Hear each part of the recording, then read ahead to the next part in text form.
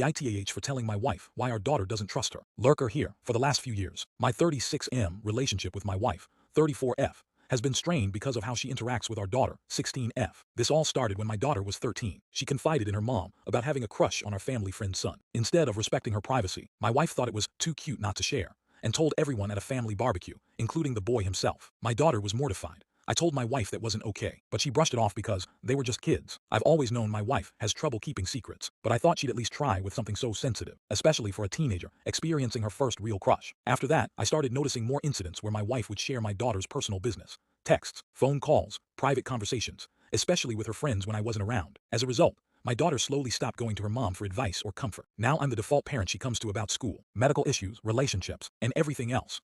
My wife has noticed this distance and gets upset that our daughter is cold toward her and doesn't want to spend time together. Things came to a head recently when my wife found out our daughter has her first boyfriend, and she hadn't told her. My wife tried to punish her by demanding her phone, laptop, etc. I came home to find my wife yelling, my daughter in tears, and it broke me. I don't think a 16-year-old deserves to be punished for wanting privacy, especially when her mother has proven she can't keep her trust. I told my wife to stop, give her stuff back, and that we talk later. Instead, she screamed at me in front of our daughter, which I hate, because I don't want my kids scared by adult arguments. At one point she even grabbed my arm and dug her nails in.